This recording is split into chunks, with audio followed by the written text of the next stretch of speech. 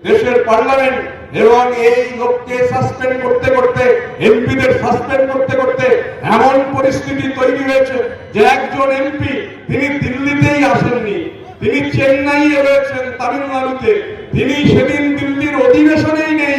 পার্লামেন্টে ঢোকা তো দূরের কথা, যখন সাসপেন্ডেড এমপিদের তালিকা বেরিয়েছে দেখা যাচ্ছে ডিএমকে সেই এমপির নাম রয়েছে।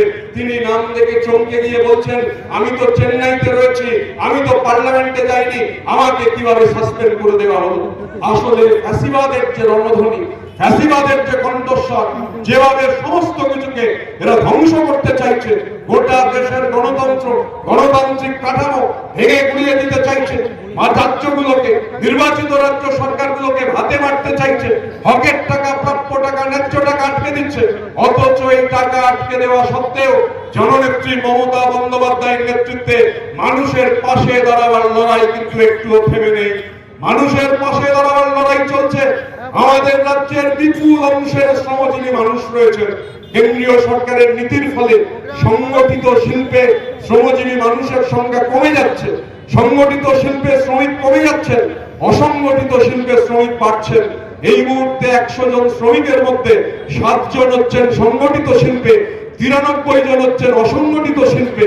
এই যে অসংগঠিত শিল্পের বিপুল অংশের শ্রমিক, এই সরকার, মমতা বন্দ্যোপাধ্যায়ের নেতৃত্বাধীন এই সরকার 1,62,00,000 অসংগঠিত শ্রমিককে বিনামূল্যে সামাজিক সুরক্ষা যোজনার স্কিমের আওতায় নিয়ে এসেছেন।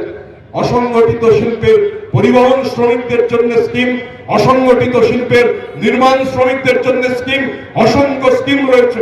আমি গোপালদাকে অনুরোধ করব যে ব্লকে ব্লকে আমাদের যারা ব্লকের নেতৃত্ব আছেন, যেখানে এখনো অসংগঠিত শ্রমিকরা এই স্কিমের আওতাভুক্ত নন, তাদের এই স্কিমে নিয়ে আসবার জন্য এরপর হচ্ছে ক্যাম্প সংগঠিত করুন, যাতে একজন অসংগঠিত শ্রমিক আমাদের রাজ্যের মাননীয় মুখ্যমন্ত্রী এই যে প্রকল্পগুলো, এই প্রকল্পের বাইরে যাতে একজন না থাকেন, তার জন্য পরিকল্পনা গ্রহণ করতে হবে।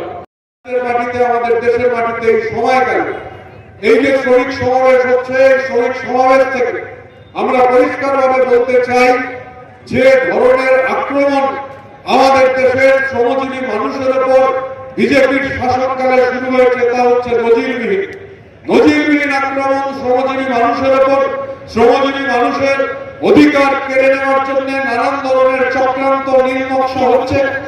আমাদের দেশে 52 সালে প্রথমবার যখন লোকসভা ভোট হয়েছিল, লোকসভা ভোট হয়ে যাওয়ার পর দেশের পার্লামেন্টে শ্রমজীবী মানুষের জন্য ধীরে ধীরে ধাপে ধাপে নানান ধরনের শ্রম আইন, সেই শ্রম আইন তৈরি হয়েছিল।